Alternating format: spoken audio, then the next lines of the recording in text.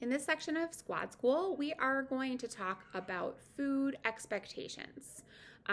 Your food expectations are, you should be clearly communicating those right from the beginning of the year um, when you distribute your food schedule to your group. There is also a section on food expectations included in the participant handbook that you can reference or point people to as needed throughout the year.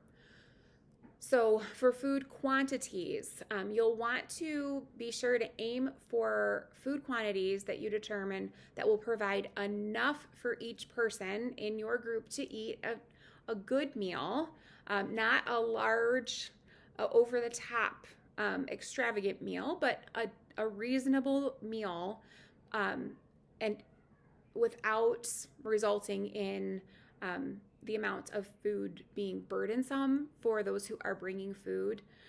If you notice that most of the people that are bringing food end up taking a ton of leftovers home, it's time to either just remind people of the quantity of food that they need to bring, or maybe even if necessary reduce the amount of food that you are asking them to bring to each meeting.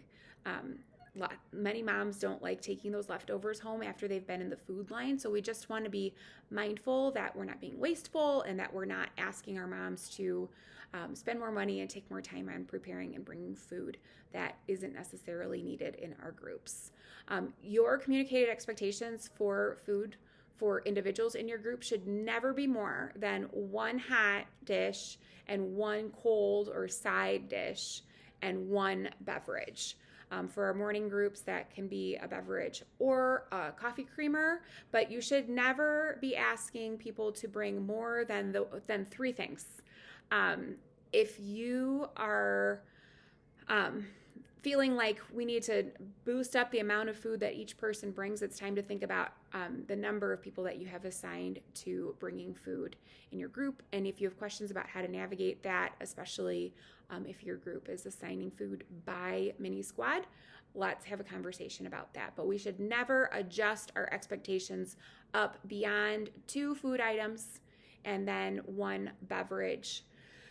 It is acceptable if you have too much food to lower the expectation, as long as that expectation is communicated to everyone in your group to make sure that those food volumes do stay pretty consistent from meeting to meeting. We know there's going to be a little bit of flux, but we just want to make sure that there's about the same amount of food at each meeting, and we don't have a huge swing where one group is bringing a ton of food and then the next group is just bringing a couple of smaller food items, and we have inconsistency in the meals that we are getting from group to group. Whatever your communicated food expectations are, please do hold your groups accountable to those expectations. If you notice that there's a group that all of a sudden everybody is absent when it's their food day and they're not finding subs, or they are showing up with a cold dish and no hot dish, or whatever it is, if you notice that there is a particular group or all of your groups are just not meeting those food expectations, it is absolutely appropriate and encouraged for either the foodie mom to send a reminder to the mini squad leaders, or the individual moms that, like, hey, just a reminder, these are what the food expectations are. If you have any questions, or if there's something about that that's complicated or doesn't really work for you, let us know. Maybe there's a financial situation going on. Maybe her schedule in the morning is making it tricky for her to do some of those things. Let's just figure out what's going on, but just to still keep the expectations equal. Maybe she's not able to bring in something hot because of a million drop-offs in the morning. My personal recommendation to those people is always to make cheesy potatoes. You make cheesy potatoes and you put it in one of those thermal bags. It's hot for 2 hours before you get it to the table. No problem. Those things come out of the oven, molten lava, and are good to go. But if that's not feasible, See if maybe she can bring an extra cold dish or an extra beverage, and see if you can't maybe shift those expectations around a little bit. It's also completely appropriate to use some budget money to support moms who aren't physically or financially able to meet those food expectations, just to make sure that we are providing the same amount of food from meeting to meeting. If you are doing what I call like a traditional potluck meal, a traditional Moms Nation meal, where everyone in the group is just bringing a side or an item to share, just like we talked about before, each person should be bringing one hot dish, one cold dish, and a beverage or a coffee creamer to share. When we talk about a hot dish or a dish is something that provides about 8 to 10 full-size servings. So think about a casserole, right? An egg bake in an 8 by 10 casserole dish that generally has about 12 full-size portions. That's what we're looking for. A pizza has 8 slices. That is the portion size that we're looking for when we talk about a dish. If you are doing something like a themed meal in your group where you're doing like a nacho bar or a hot potato bar or a taco night where everyone is contributing to a larger meal, just make sure that either you assign out what each person's bringing to kind of keep that expectation equal, or you make a sign up available that they can sign up for things. And again, you can, if you've got a larger group and you're doing something like that, you can have a couple of people bring meat for a taco bar or a nacho bar, and then maybe you got somebody who brings salsa and guacamole to kind of just help keep those expectations equal. It's also totally fine if you feel like in your group you need to give some like really low entry options to some moms who might only want to bring a bag of chips or a jar of salsa. It's totally fine to use your judgment in building that out. For cold meals, sometimes our groups will just do like a continental breakfast or a group charcuterie board for their meal. You can collectively choose to forego a hot option and do something like that where there's only baked goods and fruit and yogurt, or for evening groups, chips and dips and appetizers. It is totally okay to do that, but again, making sure that we are keeping our food expectations kind of consistent week to week. We don't want to do something like that where it's really one group has a really light expectation and then the next meeting another group is bringing some all-out spread. So just think about that as you're planning those things, that if you're going to do that, like maybe everybody gets a chance to do kind of a low-key meal, and then everybody gets a chance to do an extra over-the-top meal. Please communicate with your people that it's totally fine for food to be prepared or store-bought. We have no expectation that you are making food at home. It's not an expectation or a requirement. Please feel free to bring prepared foods or take out from restaurants. I remember when I had young kids, one of our go-tos was Casey breakfast pizza in the morning. We also had some moms that would just hit the McDonald's drive-thru and get a bunch of sausage biscuits, and we'd cut them in half at the meeting, and they were always super popular. Those are totally fine things to do.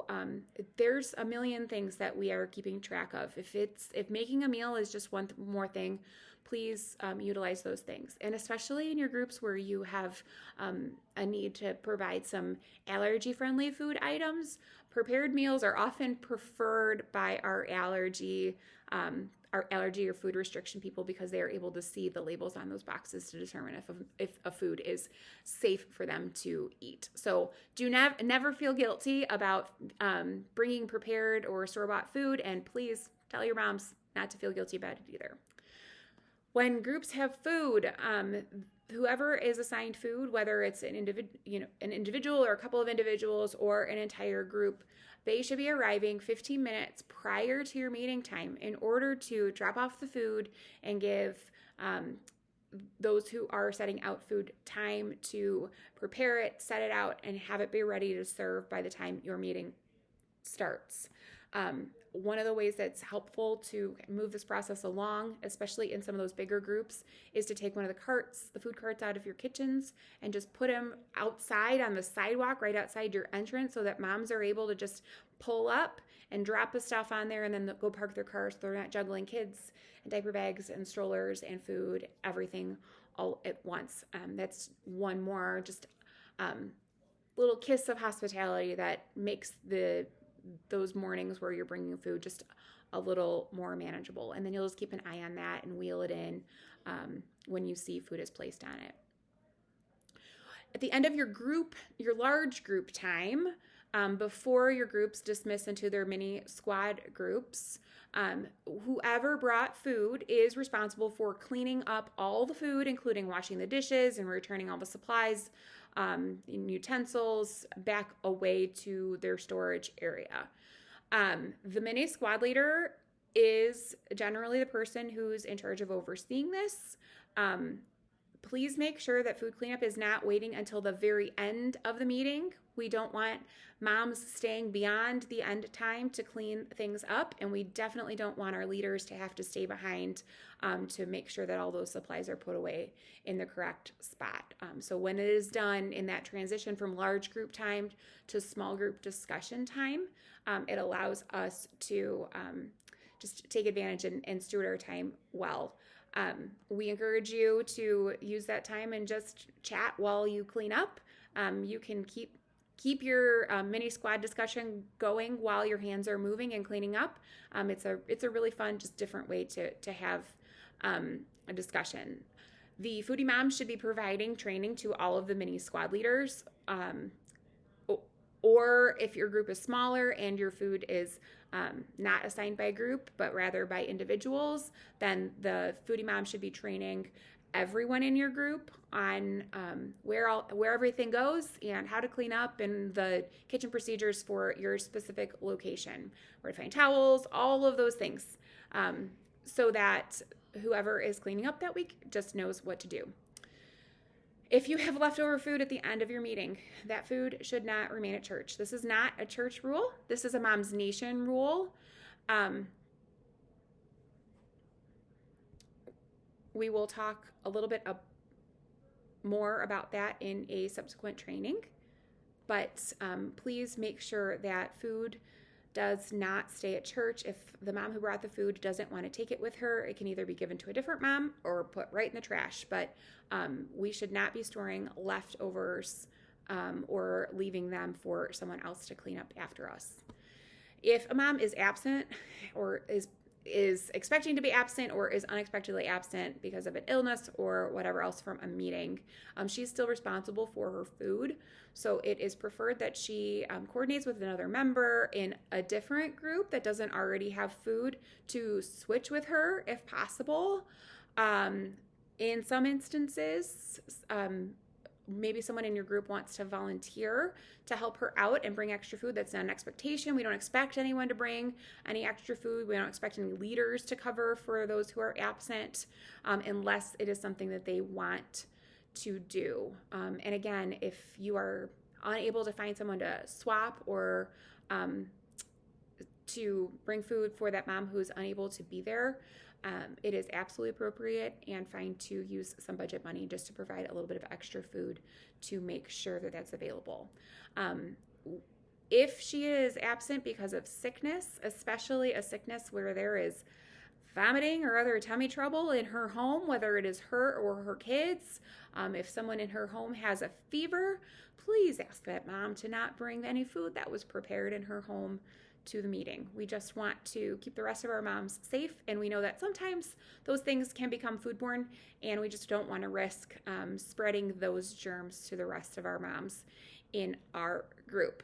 If that mom is well enough to attend the meeting, and maybe her sick kids are staying with grandma or another parent or caregiver, it is absolutely fine for her to bring prepared food with. But let's keep the egg bakes and cheesy potatoes at home for her family to take care of. And again, I just want to reiterate, we talked about it before, but we don't want the expectation for food to ever be a deterrent to a mom attending. If you are aware of a situation where this is true for a mom, talk to your squad leader, pull that mom off to the side to see if you're able to work with her, be flexible about your expectations. If she can bring a coffee creamer or a 2 liter of Diet Coke to your meeting, let her do that so that she can have that experience of contributing to the group. But make sure that you're meeting her where she is.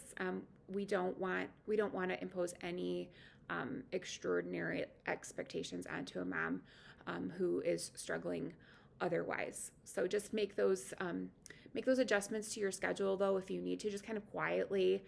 We don't need to announce to your whole group that, like, hey, this is what's going on. This person's not going to be bringing food. Just do it quietly. We don't need to draw any attention to it.